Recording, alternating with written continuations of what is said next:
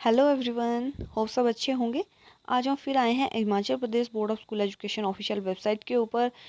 आपके +2 के marking criteria जो है वो पूरा डिटेल यहाँ पे अपलोड हो चुका है, तो आप भी साथ में देख सकते हैं कि कैसे उसको डाउनलोड किया जाता है। तो आपकी ऑफिशियल वेबसाइट है, होम पेज ओपन है, तो आपने सबसे पहले नोटिफिकेशन के ऊपर क्लिक करना होता है। यहाँ पे आपके लेटेस्ट नोटिफिकेशन आ जाती हैं। ये है आपकी 23rd की, ठीक है। Notification regarding policy for tabulation of marks +2 March April 2021। इसके अलावा notification regarding online admission for SOS +2 matric and middle session, ये भी आपकी ओपन हो चुकी है। तो आपने अगर अप्लाई करना है तो आप ओपन कर सकते हैं, नोटिफिकेशन पढ़ सकते हैं। तो फिलहाल हमारा फोकस है कि आपको +2 में किस हिसाब से मार्किंग आई है, तो हम देख सकते हैं वहाँ पे। तो इस पर आपने क्लिक कर देना है, आपके सामने फिर ये ओपन हो जाएगा।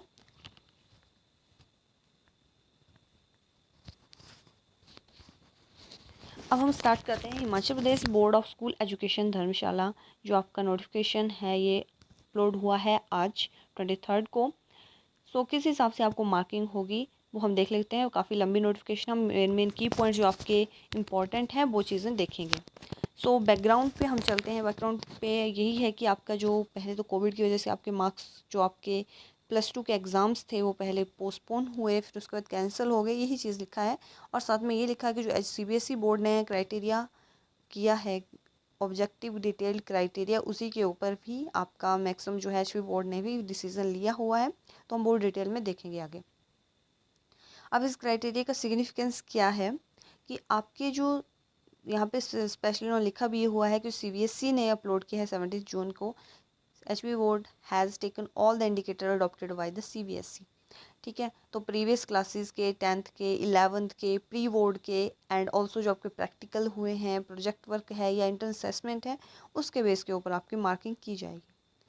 जो आपका +2 का है एंटायर ईयर की परफॉर्मेंस देखी जाएगी, जहाँ पे आपका first term, second term and also जो आपका प्री बोर्ड है वो भी होगा। और साथ में जो आपका इंग्लिश का पेपर हुआ है फाइनल, उसमें उसके भी वेटेज काउंट होगी। ये आपको हेडलाइन में भी मैंने बताया था। अब ऑब्जेक्टिव क्राइटेरिया है क्या, जो 10th 11th के हैं वहाँ पे आपके 25 मार्क्स बनेंगे दोनों में से। एंड ऑल्सो 12th के हैं, फर्स्ट टर्म है, सेकंड टर्म है, प्री बोर्ड है, एनुअल इंग्लिश पेपर है, उसके 60 मार्क्स होंगे। ऑलमोस्ट मतलब 85 मार्क्स यहाँ पे कंप्लीट हो गए। और जो 15 मार्क्स बचते हैं आउट ऑफ 100 आपका होता है, तो इंटर असेसमेंट होगी 15 मार्क्स की। इस हिसाब से यहाँ पे मार्किंग की गई है। एक नॉर्मल लिखा है ना, डिटेल में नीचे है आपका पूरे PDF में। आप वीडियो पॉज करके देख सकते हैं, स्क्रीनशॉट ले सकते हैं एंड इवन आप डाउनलोड कर सकते हैं notification from HB board official website, ठीक है। अब जो मेन कंसर्न किसके ऊपर किया गया है, फर्स्ट है प्रैक्टिकल अवार्ड जो आपके टीचर देंगे। इंटर असेसमेंट जो है वो भी आपके टीचर देंगे। 10th का रिजल्ट में से होगा, +1 के रिजल्ट में से होगा। वेरी फेयर डिसीजन होंगे। And first term, second term, pre board and also जो आपके इंग्लिश पेपर में जो आपके एग्ज़ाम ऑब्टेन हुए हैं, जो 30 अप्रैल को हुआ है, उसके भी। नाउ जो अब नेक्स्ट है कि रिजल्ट एवल्यूशन कमेटी, ये भी आपकी कमेटी बनेगी। प्रिंसिपल सर होंगे, लेक्चरर होंगे और इंचार्ज होंगे, examination in charge computer knowing teacher official work के लिए जो आपका पेपर पूरे जो रिज़ल्ट बनाएंगे वो, ये सबकी कमेटी बनेगी। आपके टीचर्स का काम है, वो आपके सारे आपके एग्ज़ाम्स जो होंगे वो डिटेल में देखेंगे। फेयर होगा आपका डिसीज़न, आपके रिज़ल्ट्स का अनबायस होगा। एंड ऑल्सो जो आपका जल्द ही आपको बता दी जाएगा, जो आपके लास्ट वीडियो थे उसमें आपको स्पेशली लिखा हुआ था कि आपके जो रिज़ल्ट है वो जुलाई 3rd वीक तक अपलोड हो जाएगा आपकी ऑफिशियल वेबसाइट के ऊपर, और आपका रिज़ल्ट आ जाएगा। अप्रोक्स 1 मंथ है अभी। अब प्रोसीजर क्या है आपका असेसमेंट देने का। तो फर्स्ट ऑफ ऑल जो आपके सारे जो होंगे वो 100 मार्क्स के होंगे सबको मिला के, जहाँ पे आपकी थ्योरी मार्क्स होंगे, इंटर असेसमेंट होंगे, जिसमें प्रैक्टिकल्स हैं वो प्रैक्टिकल्स होंगे, सब कुछ मिला के आपका टोटल 100 का होता है, ये आपको सबको पता है। एंड इसके अलावा किन किन कैटेगरी के ऊपर वेस्ट है, तो थ्योरी पेपर कितने टाइप के आपके होते हैं, 85 मार्क्स के होती हैं, 65 मार्क्स के होते हैं, 60 के होते हैं, 35 के होते हैं, इवन 25 के भी होते हैं। साथ में प्रोजेक्ट वर्क है 20, 25, 50, 60 according to your subjects. Inter assessment common है, 15 नंबर की ही रहेगी, ठीक है। और अब आती है सब्जेक्ट वाइज जो है वो क्राइटेरिया क्या है। जो theory marks, maximum marks obtained 85, जो इनकी सबकी, जैसे अगर कोई सब्जेक्ट जैसे मैथ्स हो गया, इंग्लिश हो गया, उनकी 85 नंबर के होते हैं, तो वहाँ पे आपका 10th का जो आपका स्कोर बनेगा वो बनेगा ऑल ओवर रिजल्ट में से। +1 का भी वैसे ही होगा, ऑल ओवर रिजल्ट में से वेटेज लेंगे। First term, second term and pre board की जो लेंगे वो सब्जेक्ट वाइज लेंगे, और इंग्लिश का तो हर एक सब्जेक्ट में काउंट होगा 5 मार्क्स की, वहाँ से वेटेज होगी। इंटर असेसमेंट कॉमन रहेगी आपकी 15 मार्क्स की। साथ में प्रोजेक्टिकल वर्क्स हैं, इन जो भी हैं आपके प्रोजेक्ट, वो भी आपके उस अकॉर्डिंग टू योर सिलेबस या जो अकॉर्डिंग टू सब्जेक्ट वहाँ पे काउंट होंगे। नेक्स्ट है, अब जो आपके थ्योरी मार्क्स हैं वो आपके टीचर्स देंगे, ठीक है, वो आपके अकॉर्डिंग टू सिलेबस जो भी आपने आपका की परफॉर्मेंस है इन सभी क्लासेस की वो ही होगी। अब एग्जांपल्स देख लेते हैं, एग्जांपल के साथ दिया हुआ है 10th क्लास का क्या करेंगे। Overall result of matriculation examination will be consider for बेटे, जो ओवरऑल रिजल्ट होगा, ठीक है। अगर मान लो आपके पास जो होंगे, मान लो यहाँ पे जैसे एग्जाम्पल दिया हुआ है 70.7% मार्क्स हैं आपके 10th क्लास में, तो उसका आपने 70.7% ऑफ 10 निकालना है, क्योंकि आपकी 10th क्लास की इन्होंने वेटेज रखी हुई है 10 मार्क्स वहाँ से आपको मिलेंगे। तो अगर आप 10 निकालते हैं, आपको परसेंटेज निकालनी तो आती है, सिंपल बात है, तो आपके 7.07 मार्क्स बनते हैं, और राउंडिंग ऑफ नहीं होगी, जितने आपके मार्क्स बनेंगे। अगर आपके पास 75.3 बनते हैं तो 7.53 बनेगा ना आपका 10 के अकॉर्डिंग। सो वहाँ पे आपकी राउंडिंग ऑफ नहीं होगी, वो उतने ही मार्क्स यहाँ पे काउंट होंगे, ठीक है। और डिटेल में आगे आपके टेबल्स दिए हुए हैं वहाँ पे है। +1 में भी वही होगा कि आपका रिजल्ट होगा वो ओवरऑल एग्स बेटेज के ऊपर बनेगा, ठीक है। जैसे अगर फॉर एग्जांपल आपको 70.8% है तो 75.8% इंटू 15 होगा। 15 मार्क्स की बेटेज दी गई है +1 क्लास के लिए, तो वहाँ से आपके होंगे जैसे 10.62 मार्क्स अगर आपको यहाँ बन रहे हैं इस एग्जाम्पल के अकॉर्डिंग, तो कोई भी राउंडिंग ऑफ नहीं होगी, उतने ही लिखे जाएंगे, ठीक है।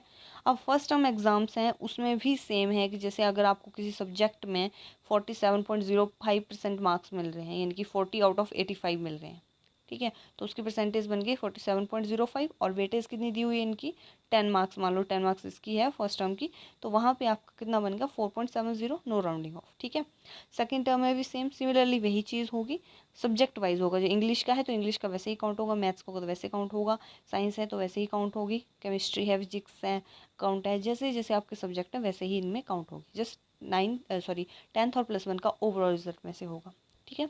प्री बोर्ड का भी वही हिसाब है। साथ में जो आपका इंग्लिश का पेपर है मेनली, तो इंग्लिश के पेपर के हर एक में आपको काउंट प्लस होंगे 5 मार्क्स, ठीक है, हर एक में। अब डिपेंड करता है आपने पेपर कैसा किया हुआ, ठीक है। आउट ऑफ 85 में से आपको कितने नंबर आते हैं, तो वहाँ से 5 निकालेंगे, वो 5 मार्क्स देंगे, तो वो आपको जैसे भी आता है वो राउंडिंग ऑफ नहीं होगा, फिलहाल नहीं होगा। एंड में फिर क्या होगा, जैसे यहाँ पे भी इन्होंने एग्जांपल दिया हुआ है, जैसे अगर आपके 495 मार्क्स हैं out of 700 in 10th class, तो आपको कितनी परसेंटेज बन रही है 70.7%। सो आउट ऑफ 10 7.07 जो आपके नंबर मिलेंगे आपको। 11th में अगर 354 हैं आउट ऑफ 500 तो 70.8% है, एंड आउट ऑफ 15 कितने होंगे 10.62 आपको मिल जाएंगे, ठीक है। क्लियर हुआ। एंड इंग्लिश के पेपर में ओवरऑल और जो आपके सभी सब्जेक्ट हैं वहाँ पे काउंट होगा ही होगा, हर एक चीज़ से बिल्कुल क्लियरिटी इन्होंने लिखा हुआ है।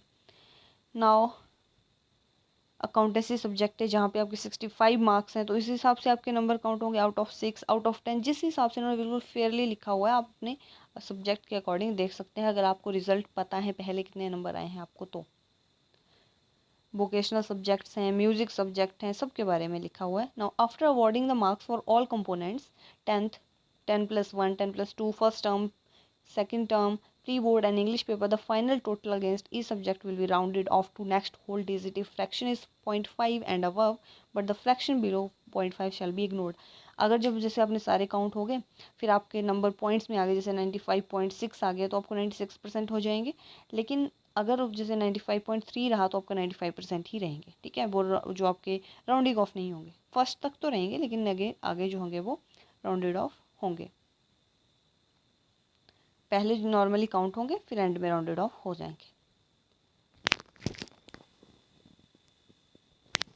नाउ नेक्स्ट वन इज, पूरा टेबल है अब आपके पास किस किस सब्जेक्ट में कितने कितने मार्क्स हैं और कितने कितनों में से मिलेंगे। जैसे इंग्लिश का पेपर है आपका 10th में से जो होता है वो 85 का होता है, 10th में आपको पता है 10 मार्क्स में से मिलेंगे, 10+1 15, first term 10, second term 10 and pre board 35, annual examination 5 English का, और इंटर असेसमेंट 15। तो उस हिसाब से आपको बेटेज मिल जाएगी, देख लो आपके सामने। एंड ऑल्सो जो साइकोलॉजी है वहाँ 60 नंबर की होती है, तो 5 नंबर आपको मिलेंगे 10th क्लास के बेटेज के, 10th आपको मिलेंगे +1 की, फर्स्ट टर्म के 5, सेकंड के 5, नेक्स्ट के 30, अगले के 5, 15, 25, हर एक सब्जेक्ट के सामने आपको दिया हो। जो भी आप सब्जेक्ट पढ़ते हैं आप वीडियो पॉज करके देख सकते हैं, डाउनलोड कर सकते हैं, या स्कोर जो आपका इसका स्क्रीनशॉट लेके रख सकते हैं, ठीक है, हर एक सब्जेक्ट के बारे में लिखा हुआ है। अब बात आती है candidate failed not appeared in assessments और examination. So it is mentioned here, if a student is unable to get pass marks in any of the first term, second term और +2 pre board and English paper, अगर मान लो आपको पास mark भी नहीं मिल रहे हैं, he or she shall be given marks as per her actual performance and after totaling the marks of subject concerned as per weightage, the student will be considered pass if he or she attain minimum pass marks। तो totally count वैसे ही होगा उनके लिए, वो depend करता है अब अंड में जोड़ के कितने बनते हैं, अगर पास मार्क होते हैं तो पास, नहीं हुए तो नहीं। अब नेक्स्ट है कि provided further if any student remained absent in any of the assessments exams, he or she shall be given no marks in the components concerned।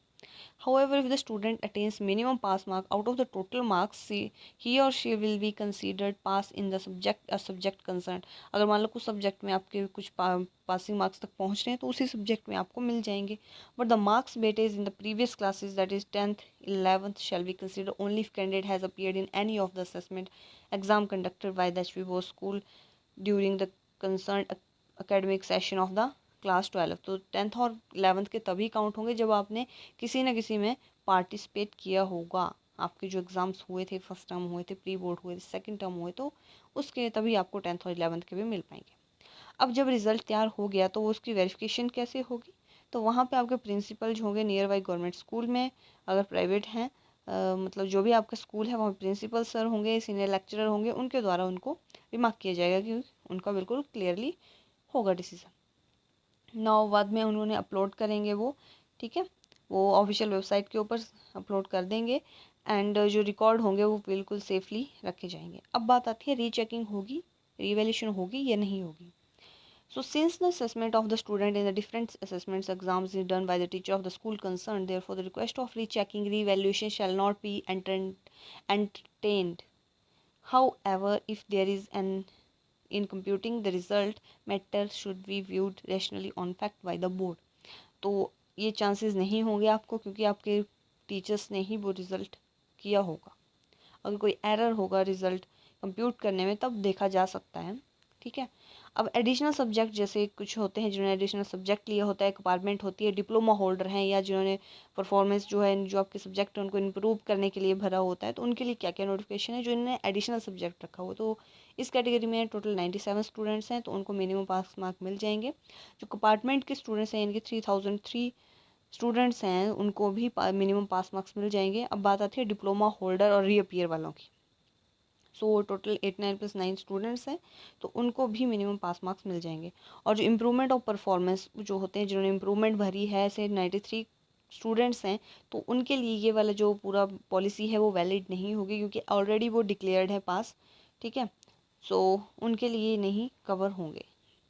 और रही बात HPSOS की, तो इसके बारे में ज़्यादा क्वेश्चंस आते हैं, अगर रेगुलर की बात होगी तो वो रह जाते हैं, तो उनकी नोटिफिकेशन जो है वो सेपरेटली इशू कर दी जाएगी। जब वो आ जाएगी मैं आपको बता दूंगी।